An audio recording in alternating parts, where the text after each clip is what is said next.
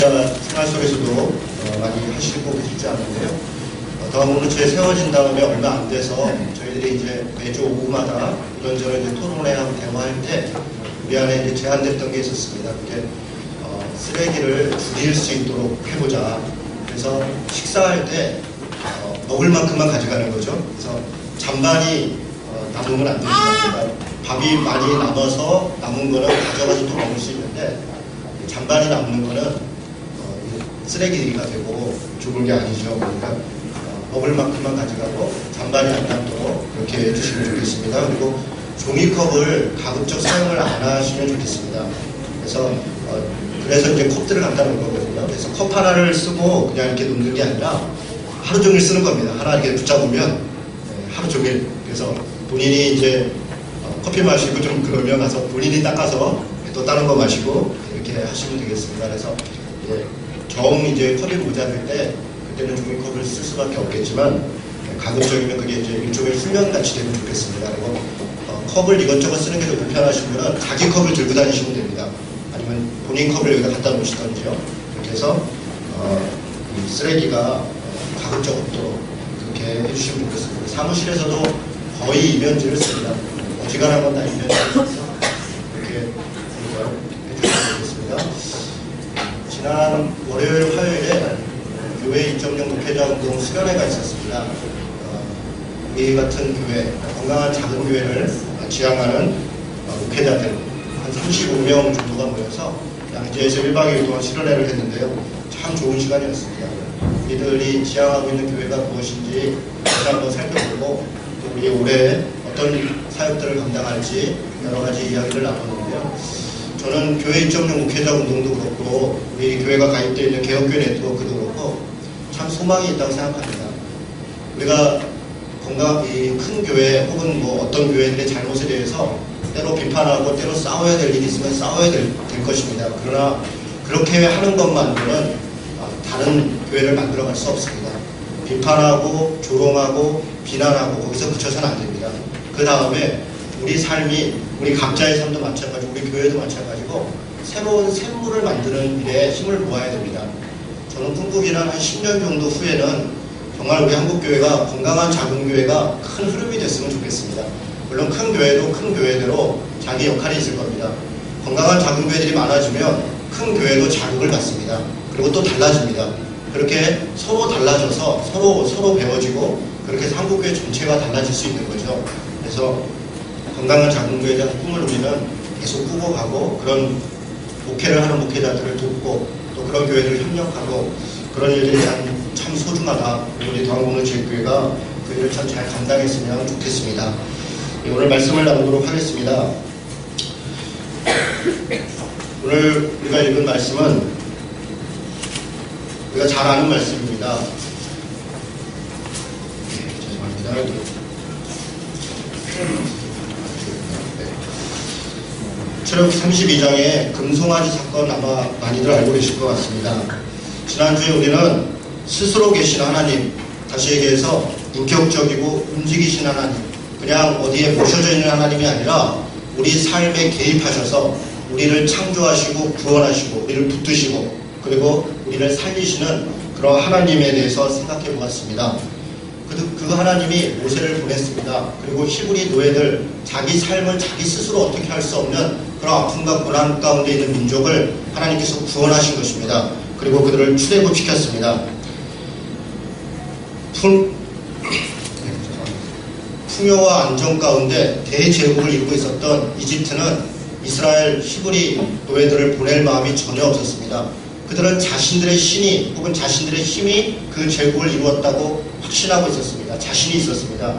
그래서 히브리 노예들을 보내는 것은 수치스럽게 생각했고 그들은 절대로 보낼 마음이 없었습니다.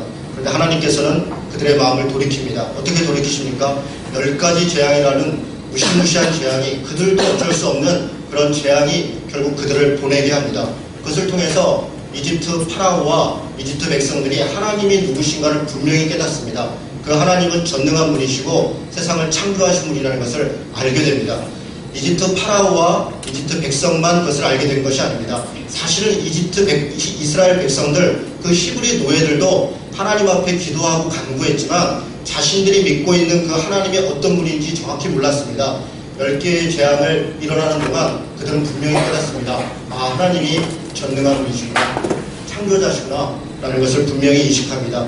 그리고 이집트 백성, 히브리 노예들뿐 아니라 당시에 중근동에 있었던 모든 나라들이 그 소식을 듣습니다. 그리고 하나님이 누구신가를 분명히 인식합니다. 거기서 그치는 것이 아닙니다. 우리들, 그 후손들까지도, 하나님을 믿고 있는 지금 우리들도 10가지 재앙의 모습을 보면서 하나님이 누구신가 분명히 알게 됩니다. 하나님이 누구시라는 겁니까? 세상을 창조하신 분이고 전능하신 분이고 우리들의 삶에 개입하시는 분이라는 것입니다. 그렇게 출애굽해서 나온 이스라엘 백성들이 홍해 앞에 섭니다. 그런데 뜻하지 않은 반응을 보입니다. 분명히 10가지 재앙을 통해서 자신들이 자신을 이끌어낸 하나님이 누구신가를 분명히 보았음에도 불구하고 홍해라고 하는 엄청난 바다 앞에 서니까 그들은 다시 하나님을 원망합니다. 모세를 원망합니다. 차라리 이집트로 돌아갔으면 좋겠다, 그렇게 이야기합니다. 하나님 포기하지 않으십니다. 다시 모세를 사용해서 그 홍해를 가릅니다. 그리고 이집트 백성들이 그들을 놓아주지 않고 마병을 끌고 온 그들이 그 홍해에 수장되고 맙니다. 그 장면을 통해서 하나님은 다시 자신이 누군가를 분명히 깨닫게 합니다. 이집트 백성들이 그것을 분명히 인식합니다. 히브리 노예들이 이제 분명히 하나님이 누군가를 깨닫고 합니다. 그런데 그렇게 광야로 진입한 자들이 얼마 되지 않아 마라라고 하는 곳에 도착합니다. 물이 쓴 물입니다. 또 하나님을 원망합니다. 하나님은 강물로 바꾸어 주십니다. 신광야에 들어갑니다. 먹을 것이 없다고 투덜댑니다. 하나님께서 만나를 내려주십니다. 르비딤에 도착했습니다. 물이 또 없습니다. 또다시 원망합니다. 하나님께서 모세를 들어서 반석을 쳐서 다시 물을 내줍니다. 그리고 아말렉과 맞닥뜨렸습니다. 아말렉과의 전쟁 앞에 서니까 백성들은 다 두려움에 떨었습니다. 그러나 하나님은 다시 그들을 도와서 첫 번째 전쟁을 대승할 수 있도록 인도해 주십니다. 여러분, 10가지 재앙, 또 홍해, 마라, 르비딤, 신광야, 아말렉과의 전쟁, 이 짧은 기간입니다. 사실은 3개월 정도밖에 되지 않은 기간입니다. 그런 짧은 기간 동안에 하나님께서 굉장히 엄청난 사건들을 통해서 그들을 보호하시고 인도하신다는 것을 분명히 보여줬습니다. 이유가 있습니다. 그리고 나서 3개월 만에 그들은 시내산에 도착했습니다. 하나님께서 자신이 누구신가를 그렇게 보여주신 것은 하나님의 백성 삼기 위한 것입니다.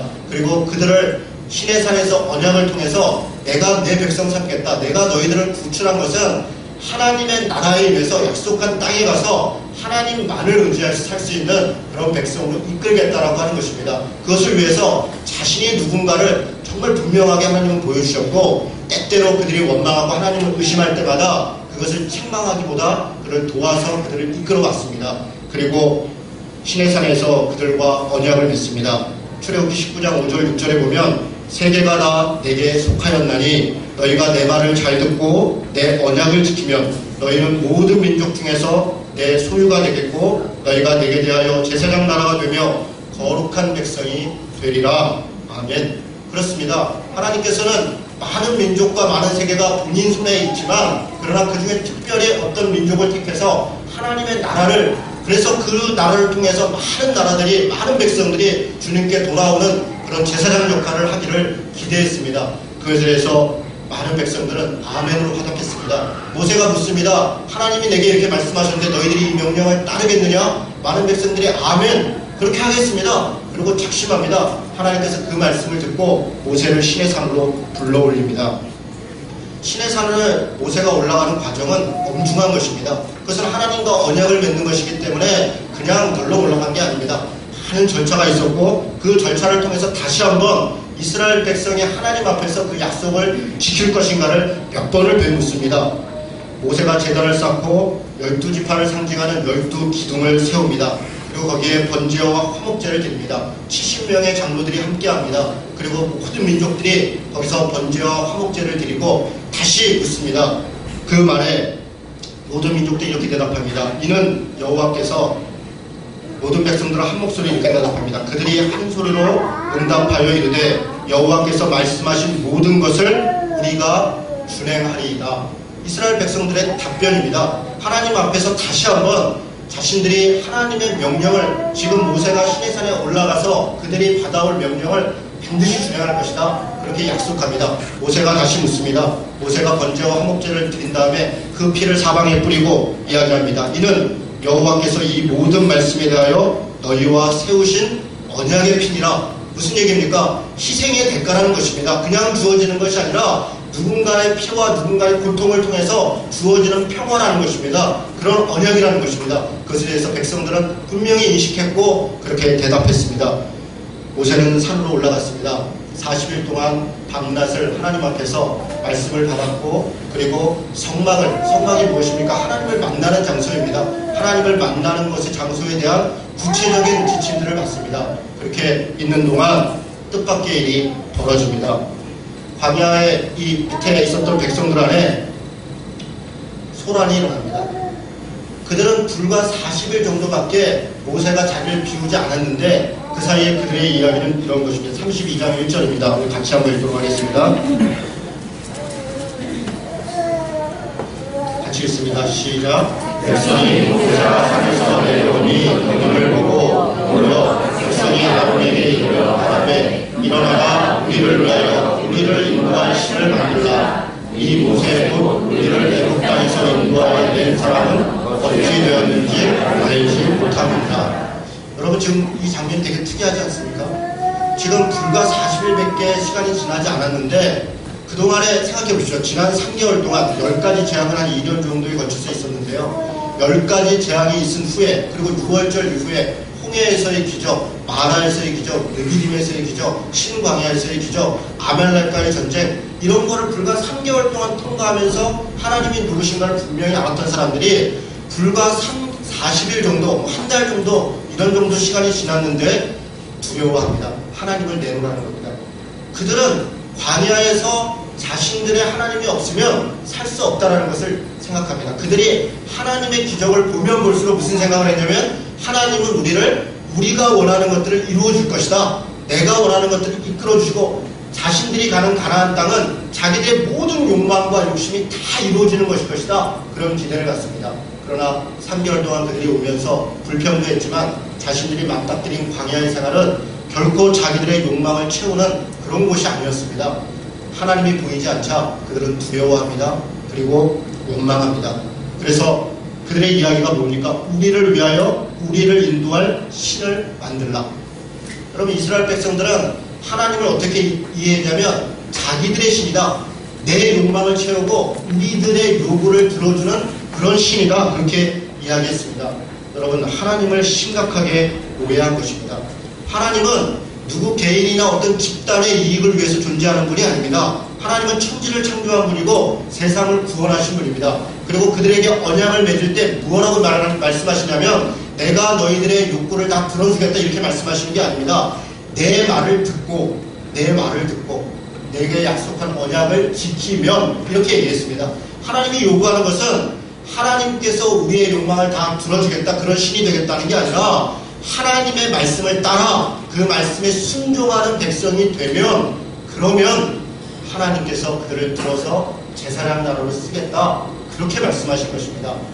그들이 언약한 내용에 대해서 전혀 인식하지 않습니다. 그들은 아멘이라고 얘기했고 내가 준행하겠다고 약속했지만 자신들이 준행해야 될 것이 무엇인가 사실은 관심이 없었습니다.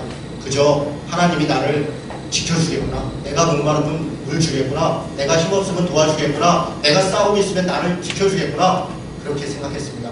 물론 하나님은 그러신 분입니다. 그러나 하나님께서 전쟁에 이길 때는 애매한 사람들을 함부로 싸워서 이기는 것이 아닙니다. 내가 잘못하면 내가 순종하고 내가 포기해야 되는 것입니다. 그 전쟁은 불의한 것과의 싸움일 때는 하나님이 도우시지만 내 욕심을 채우고자 하는 그런 요구와 그런 싸움이라면, 하나님이 그렇게 도와준다면 그분이 어떻게 하나님이시겠습니까?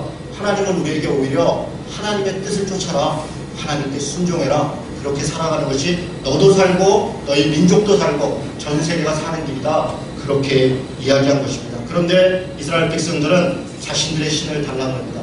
우리 신을 내놔라, 우리를 인도할 신을 내놔라, 그렇게 얘기합니다. 아론이 어떻게 합니까? 금을 다 가져오라고 합니다. 그리고 송아지를 조각칼로 이렇게 만들었다 그랬는데요. 조각칼로 금을 만들 수는 없겠죠. 아마 나무로 송아지를 만들었을 겁니다.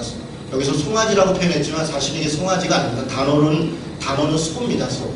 소인데 이 번역하는 분이 혹은 이 글을 쓰는 분이 이스라엘 입장에서 이걸 쓴 겁니다. 그러니까 송아지라고 이걸 조롱하는 겁니다. 실제로 그들이 만든 것은 1년 된 숫소입니다. 숫소.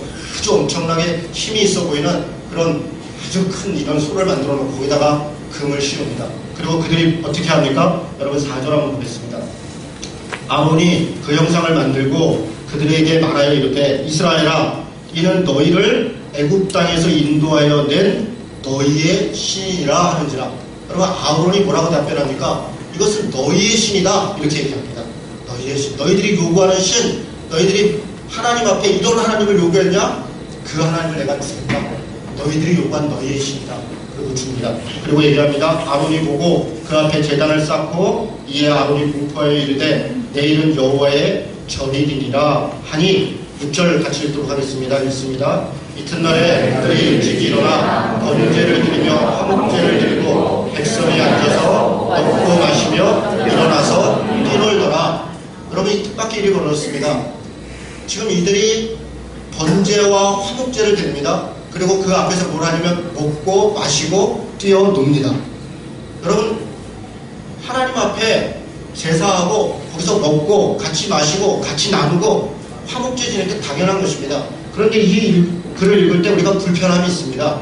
왜 그렇습니까? 여러분 이들은 지금 무엇 앞에서 지금 이렇게 하고 있습니까? 송아지 앞에서 이러고 있습니다. 자신들이 하나님이라고 생각하고 있는 그 소 앞에서 그것에 번제를 드리고 화목제를 드리고 뛰어놀고 있는 겁니다. 여러분들 이들 생각 속에는 그게 송아지다, 우상이다 전혀 그렇게 생각하지 않았습니다.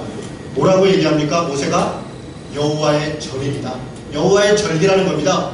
그들이 그 앞에 번제를 드렸고 화목제를 드린 것은 하나님 앞에서 한다는 것입니다. 우리를 인도하신 하나님, 우리를 이끄신 하나님, 그 하나님 앞에서 내가 번제하고 화목제를 드리고 그리고 즐겁게 뛰논다 그렇게 생각했습니다. 여러분 너무 이상하지 않습니까? 우리가 볼 때는 송아지인데 이들이 볼 때는 어떻게 이것을 하나님으로 봤을까요? 기가 막힐 노릇입니다. 바울이 이것에 대해서 고린도전서 10장 7절에 그들이 우상 숭배를 했다 이렇게 명확하게 기록하고 있습니다. 하나님이라고 믿고 알고 제사를 드린 것입니다. 여러분 여기에 뛰놀다라고 하는 표현은요 뭐 아이들 없으니까 그냥 편하게 얘기하겠습니다. 창세기 26장 8절에 보면 껴안다, 이삭이 미구간을 껴안다 할 때 그 껴안다라는 단어하고 같은 단어입니다. 근데 거기도 그냥 껴안다 이렇게 해놨는데 실제는 성적 관계를 얘기하는 겁니다. 그러니까 성관계를 얘기합니다. 성적 행위를 의미합니다. 이때 이 뛰놀다라는 표현이 그런 표현입니다. 그들이 먹고 마시고 그리고 그 앞에서 성적 행위들을 했더라. 여러분 이게 무슨 의미입니까? 우상 숭배를 했다는 겁니다. 당시에 이방의 우상신들을 섬길 때 그 제사적 행위가 바로 이런 것입니다. 이들이 그냥 단순히 먹고 마시고 자기들끼리 즐거워했다는 게 아니라 나름대로 진지하게 나름대로 자신들이 믿는 신 앞에서 어떤 종교적 행위를 했다는 겁니다. 아주 성실하게 했습니다. 최선을 다했습니다. 왜 그렇게 했습니까? 자신을 도와달라, 자기들을 보호해달라 간절한 마음이 있었습니다. 그러니까 먹고 마시고 즐거워하고 아주 진지하게 그런 행위들을 했습니다. 여러분 이 소가 무엇입니까? 이 소가 무엇인데 이들이 이렇게 했습니까? 실상 이 금송아지는 이집트가 대표적으로 섬겼던 신입니다.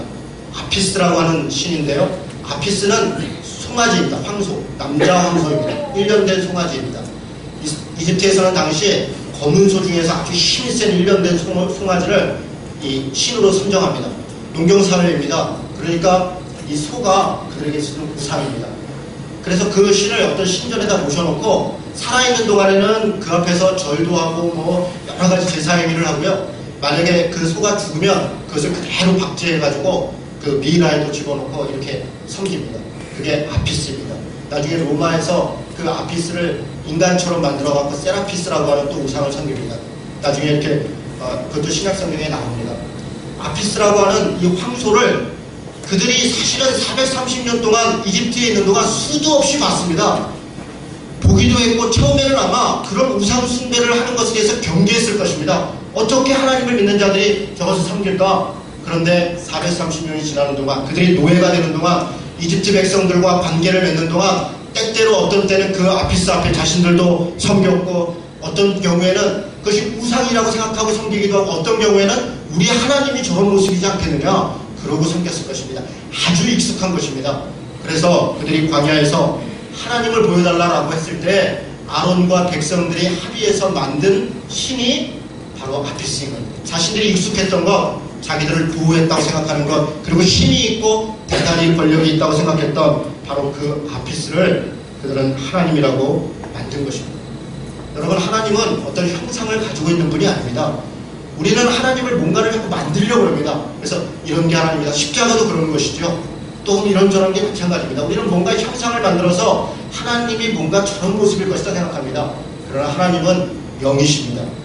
움직이는 분입니다. 어디 한 군데에 있는 분이 아니라, 하나님은 인간에 의해서 어디에 모셔지는 분이 아니라 그가 인간을 찾아오시는 분이고, 인류에 의해서 규정되는 분이 아니라 인류를 움직이는 분이십니다. 하나님은 그래서 자기 형상을 만들지 말라는 것입니다. 왜 만들지 말라는 겁니까? 우리가 형상 만들어 놓으면 하나님이 여기 계시죠? 그러면 여러분, 만약에 하나님이 여기 계시다 생각하면 여러분 일주일에 아주 던질나게 여기 왔다 갔다 할 겁니다. 무슨 일 있으면 여기 와서 하나님 만나러 가는 거죠. 하나님이 여기 계십니까? 하나님이 여기 계시지 않습니다. 여러분의 삶의 자리에 있는 것입니다. 내 마음에 있는 것입니다. 우리 사람들의 관계 속에 있는 것입니다. 하나님의 역사 속에 있는데 우리는 어디 곳에 두고, 그리고 어떻게 합니까? 내가 필요한 것, 내 욕망한 것, 그것을 와서 이야기합니다. 그리고 때로 필요하면 그것을 옮깁니다. 하나님이 좀 약해 보이면 더 강하게 만듭니다. 이 하나님은 전능하신 하나님이 아니라 내가 만드신 하나님입니다. 내가 만든 하나님. 그래서 내 욕망과 내 욕심을 들어주는 하나님. 그게 우상입니다. 여러분, 우상 숭배가 다른 것이 아니라 내가 욕망하고 내가 욕심하는 것을 신으로 만들어 놓고 그것을 섬기고 그것이 뭔가를 줄 거라고 생각하는 것, 그것이 모든 형상으로 나타나는 것, 그런 게 우상입니다. 여러분, 아피스가 바로 그런 것이죠. 그 아피스 같은 이런 신이 어디서 옵니까? 어디 멀리 내가 모르는 것에서 오는 게 아닙니다. 익숙한 것에서 오는 겁니다. 익숙한 것, 내가 평소에 잘 알던 것, 내가 생각할 때 옳다고 생각하는 것, 내 지식으로, 내 경험으로, 내 능력으로 볼 때 옳다고 생각하는 것, 그게 우상입니다. 그게 하나님을 대신하는 것이고, 우리는 그것을 통해서 하나님 대신 내가 옳다 생각하는 것을 확증받으려고 하는 것입니다. 여러분, 이집트는 1년 된 숫송아지를 섬겼지만 하나님은 제사할 때 1년 된 숫송아지를 제물로 바치라고 얘기합니다. 그게 에겔입니다. 히브리 말로 에겔이라는 단어인데, 숫소, 우리가 하나님 앞에 제사할 때 1년 된 숫소를 바쳐라, 번제를 드릴 때 그렇게 얘기하지 않습니까? 그 숫소가 바로 이 아피스입니다. 세상은 힘있고 능력있고 풍요롭고 번영있는 것을 섬기지만 하나님은 그것을 제물로 바치라는 것입니다. 그게 아무것도 아니라는 것입니다. 하나님이 오히려 그 위에 계시다는 겁니다. 그런데 우리는 하나님께 바쳐야 될 숫소를 오히려 우리가 하나님이라고 섬기고 있다는 겁니다. 이게 광야에서 이스라엘 백성들이 행한 것이고, 사실 우리가 하고 있는 것입니다. 하나님 앞에 제물로 드리고 포기하고 내려놓아야 될 것들을 우리는 그것을 하나님이라고 붙잡고, 하나님이 내게 주신 것이라고 붙잡고 그것을 섬기고 있다는 것입니다. 여러분, 이 1년 된 숫송아지는, 이 아피스는 이때만 있었던 게 아닙니다. 여러분, 여로보암이, 이 이스라엘이 솔로몬 이후에 남북으로 갈라지지 않습니까? 남쪽은 남유다가 생기고 북쪽에는 북이스라엘이 생깁니다. 첫 번째 왕이 여로보암입니다. 여로보암은 다른 민족이었습니다. 에브라임 지파입니다. 그가 하나님의 허락을 받고 허영 가운데서 북이스라엘을 만들었습니다. 그런데 고민이 생겼습니다. 예루살렘은 남유다에 있고 하나님의 성전은 거기에 있습니다. 그랬더니 절기가 되면 이스라엘 백성들이 거기로 막 내려가는 겁니다. 하나님을 섬기기 위해서. 그래서 여로보암이 생각을 합니다. 하나님을 만들자. 하나님이 저기에 있으니까 저들이 절로 내려가는구나. 자신이 하나님을 만듭니다. 그것이 무엇입니까? 그게 아피스입니다. 베델과 단에다가 금송아지를 만들어 놓고 산당을 만들고 하나님의 성전이라는 것을 만들어 놓고 거기다가 금송아지를 하나씩 갖다 놓습니다. 그리고 제사장을 뽑아서 이스라엘 백성들과 함께 하나님이라고 선언합니다. 모든 백성이 다 따라합니다. 여러분, 이런 일은 반복되고 있습니다.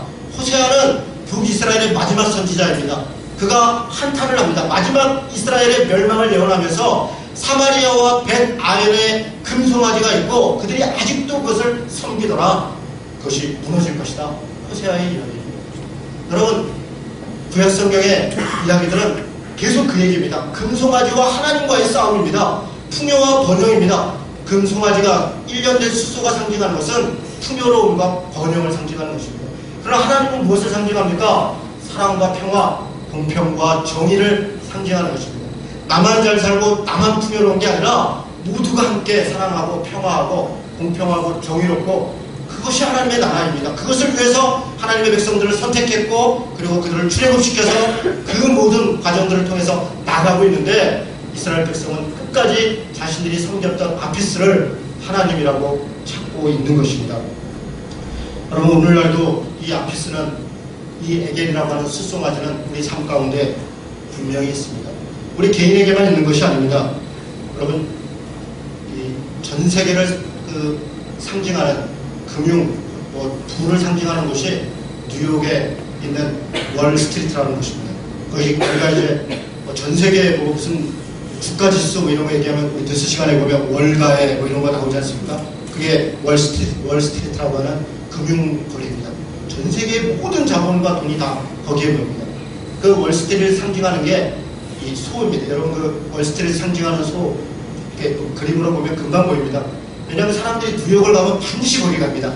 그 숫소의 특정 부위를 만지면 부자가 된다는 속설이 있습니다. 사람들이 아주 기를 쓰고 갑니다.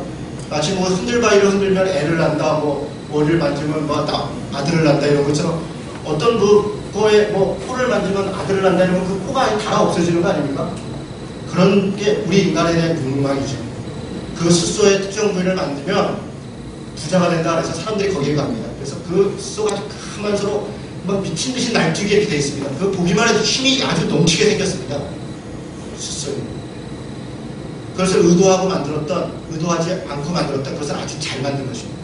바로 그 풍요와 번영, 그 힘이 넘치고 뭔가 우리에게 이루어질 것 같은 바로 그것이 우리 시대의 우상입니다. 돈이 우상입니다. 권력이 우상입니다. 우리가 추구하고 있는 것이 우상입니다. 돈이면 무엇이든지 다 될 수 있다. 사람도 살 수 있다. 안 되는 게 무엇이냐? 오히려 교회도 살 수 있다. 목사도 살 수 있다. 믿음도 살 수 있다. 여러분, 이게 우리 시대의 아피스 아닙니까? 교회 안에도 하나님이라고 믿는 그런 수들이 있습니다. 하나님이라고 생각하는 것입니다. 그런데 자기들 욕망을 이루어지는 것을 이야기한다면 그것은 하나님을 섬기는 것이 아니라 교회에 와서도 우상을 섬기는 것입니다. 내 생각이 옳고 내 고집이 옳고 무엇 때문에 그렇습니까? 자기 욕망 때문에 그렇습니다. 다른 사람의 말에 귀 기울이지 않습니다. 무엇이 옳고 그런가 생각하지 않습니다. 하나님이 내게 말씀하신 것은 들으려고 하지도 않습니다. 자기가 알고 있는 조그만 신학적 지식 그거 하나 붙잡고 이거 들어주면 그거는 좋은 교회고 이거 안 들어주면 그건 나쁜 교회고, 정말 그렇습니까? 나는 도대체 무엇을 순종합니까? 하나님이 내 삶에서, 우리 교회에서, 우리 민족에서 원하는 것을 해서 나는 무엇을 포기했습니까? 나는 무엇을 버렸습니까? 아무것도 버리지 않습니다. 그저 이 세상 가운데 살아가는 동안 내가 살아왔던 그 모습 그대로 가지고 와서 교회에서도 힘있고 능력있고 그렇게 좌지우지하고 우상숭배라는 것입니다. 우상숭배라는 것입니다. 예레미야서 46장을 같이 보도록 하겠습니다.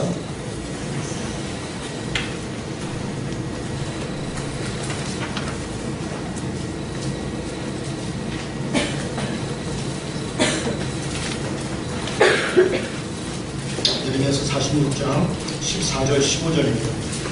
제가 가지고 있는 성경은 1125쪽입니다. 1125쪽.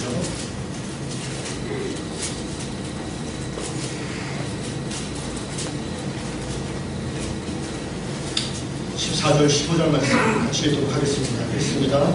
너희는 애굽에 선포하여 믹돌과 녹과 다마네스에 선포하여 말하기를 너희는 굳건히 서서 준비하라. 내 사방이 칼에 삼키었느니라. 너희 장사들이 쓰러짐은 어찌미냐? 그들이 서지 못함은 여호와께서 그들을 몰아내신 까닭이니라. 아멘. 예레미야는 이스라엘의 남유다의 마지막 선지자로서 남유다의 마지막 멸망을 경고합니다. 유다의 죄악들을 엄청나게 이야기합니다.